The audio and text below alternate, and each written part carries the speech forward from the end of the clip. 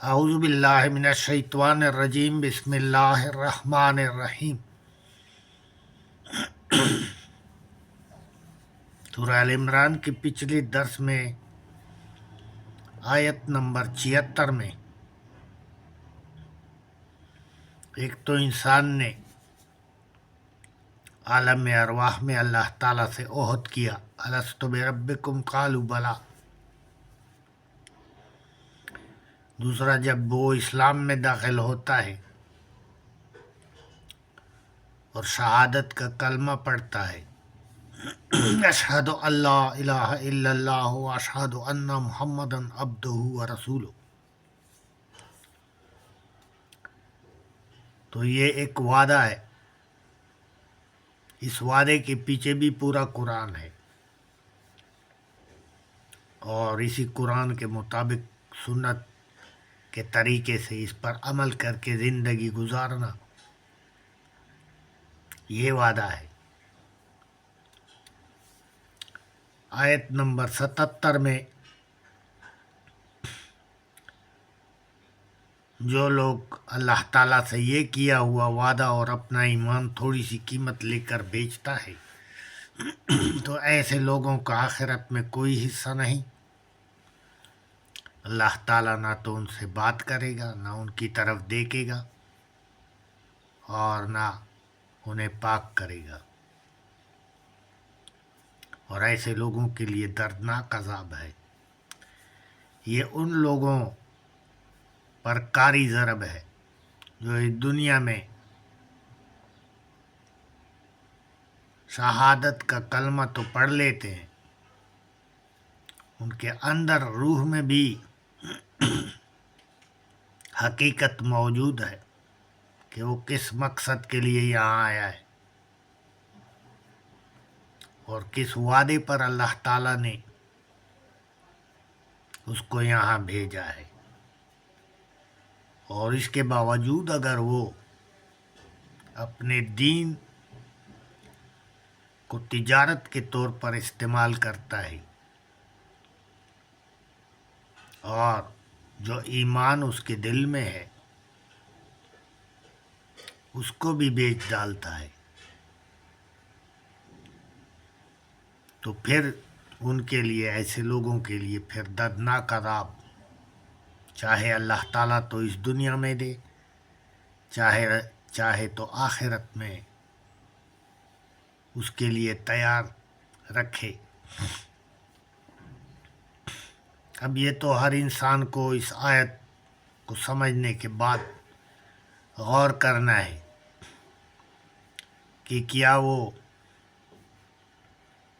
پیری مریدی کر کے دین پر تجارت کر رہا ہے، یا جھوٹی قسمیں اٹھا کر تجارت کر رہا ہے دین کا، یا بدن یا مال اس پہ تجارت کر رہا ہے دین کو بیچ کر۔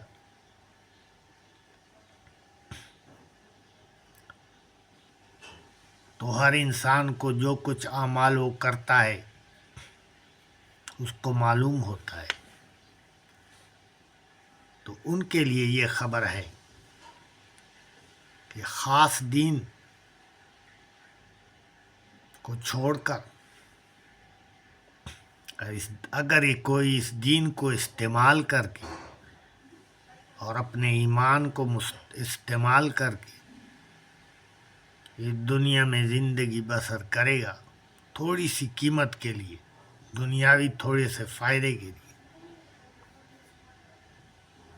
تو اس پر یہ آیت لاگو ہوتی ہے کہ ان کو پھر دردناک سزا بھی ہوگی اور اللہ تعالیٰ بھی ان سے ناراض ہوگا۔ آیت نمبر 78 میں بات کلیئر ہے کہ جب کہ اہل کتاب والے کتاب کو مروڑ کر، زبان کو مروڑ کر پڑھتے تھے، اور تاکہ لوگوں کو گمراہ کرے اور اصل معنی جو کتاب کی ہے اس سے لوگوں کو گمراہ کیا جائے، تبدیل کیا جائے،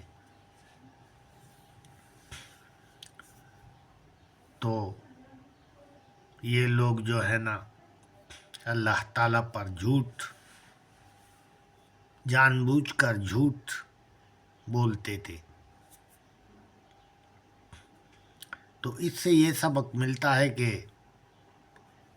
قرآن مجید تو عربی زبان میں ہے، اس میں زبر زیر پیش کی تبدیلی سے اس کی معنی بدل جاتے ہیں. تو اس قرآن مجید کو تلاوت کرتے وقت احتیاط کرنا چاہیے کہ صحیح الفاظ بولے جائیں. وہ لوگ تو جان بوجھ کر یہ گناہ کر رہے تھے، ایسے نہ ہو کہ ہم سے غلطی سے یہ گناہ سرزد ہو. احتیاط کی ضرورت ہے. آیت نمبر 79 میں ان کے اہل کتاب کے شرک کی نفی ہے کہ انہوں نے پیغمبروں کو اپنا معبود بنانا شروع کیا. کسی نے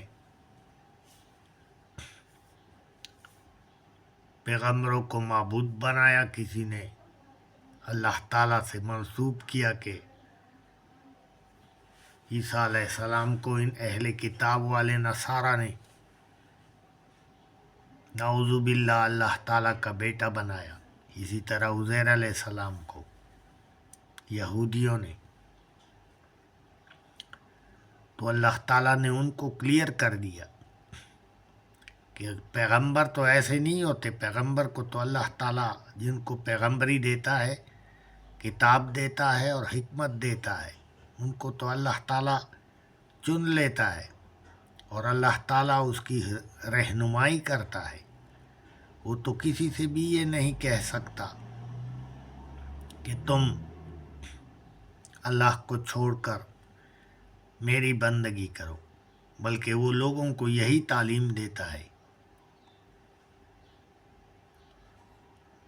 کہ جو کتاب اور جو احکامات میں رب العالمین سے لایا ہوں، میں بھی بندہ ہوں، یہ پیغمبر کہتا ہے، اور میں یہ احکامات تم لوگوں کے لیے اللہ تعالیٰ کی طرف سے تمہاری طرف لایا ہوں کہ تم تو ڈائریکٹ اللہ تعالیٰ سے ہدایت نہیں حاصل کر سکتے. اللہ تعالیٰ تو بہت عظیم ہے، تو اپنے بندوں میں سے بندہ چن کر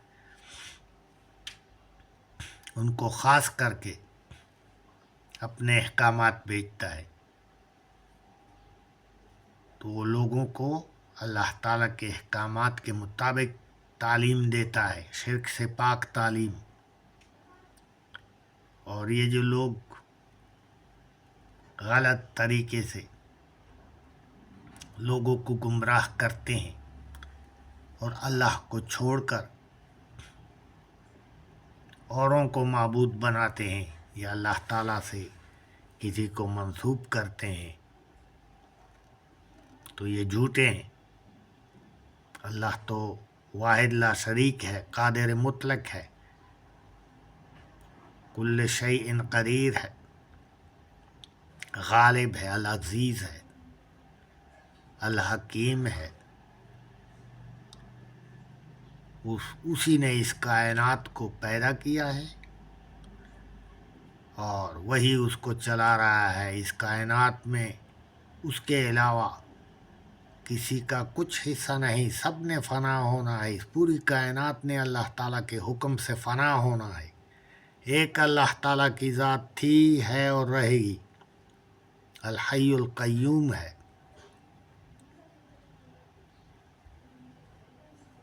تو اسی واحد لا شریک اللہ تعالیٰ کی عبادت اور بندگی اصل حقیقت ہے، باقی سب جھوٹ ہے.